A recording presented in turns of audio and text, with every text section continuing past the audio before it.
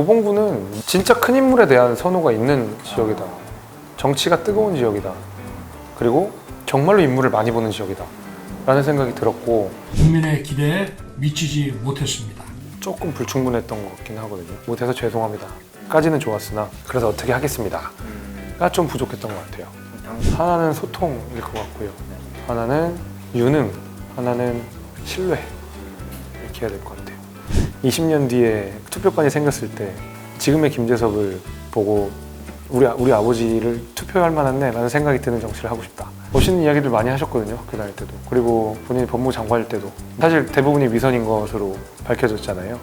본인이 과거에 이야기했던 내용들을 잘 지켜주셨으면 좋겠습니다. 네, 안녕하세요. 저는 이번에 도봉갑 국회의원 당선인 김재섭입니다.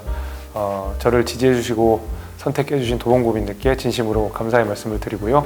김재섭 뽑아주신 거 후회하지 않도록, 잘 뽑았다는 말 나오도록 정말 4년간 열심히 하겠습니다. 감사합니다. 저 한참 어렸을 때죠. 저희 아버지도 한나라당을 지지하시는 분이었지만 김근태 의장이 TV에 나오시는 모습을 보면 저한테도 저분은 훌륭하신 분이다 라는 이야기를 하셨거든요.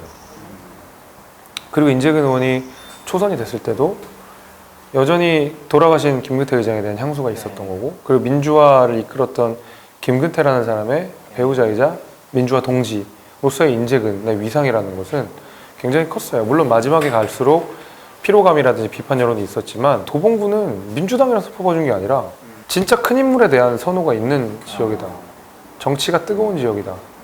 그리고 정말로 인물을 많이 보는 지역이다 라는 생각이 들었고, 그리고 김근태, 인재근 의원은 민주당이라는 것만으로 설명할 수 없는 큰 정치인들이었고요.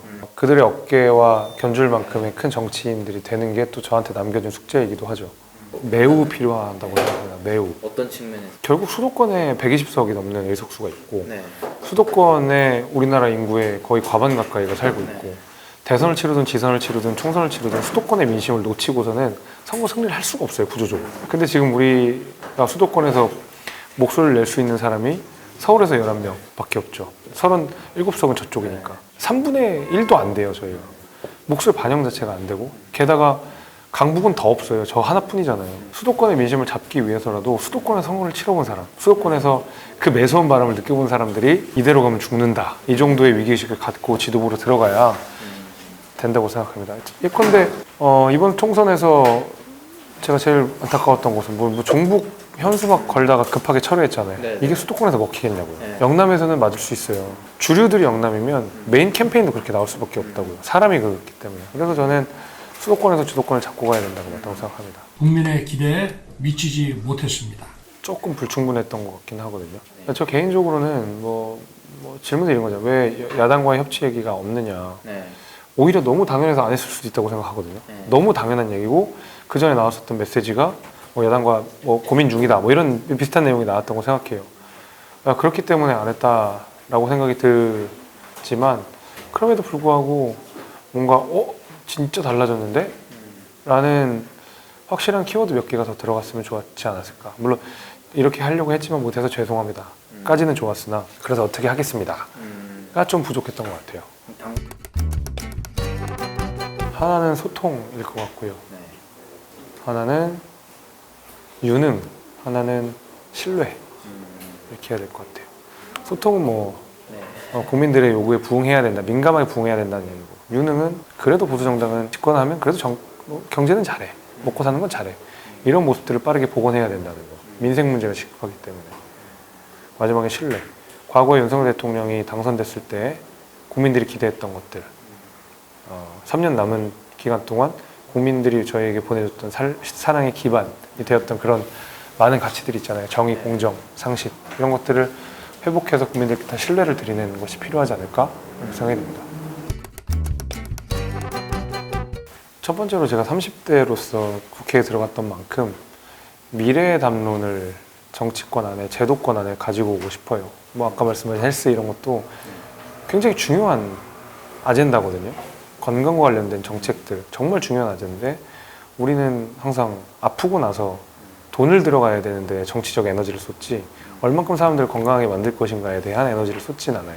근데 기후 환경 문제들, 경제 문제, 외교 문제, 안보 문제, 이런 거에 대해서 항상 뒤처지는 아젠다인데 사실 앞으로 이게 더 중요할 것 같거든요. 아이를 낳는 사람들은 다 그렇잖아요. 예. 그래서 저는 이런 미래 담론을 이번 정치권 안에 가져오는 역할을 하고 싶고, 두 번째 21대 국회에서 보여주지 못했던 타협과 소통의 정치, 그 말 그대로 정치, 제도와 제도가 부딪히지 않는, 사람과 사람이 부딪히는 이런 정치를 좀 해보고 싶다.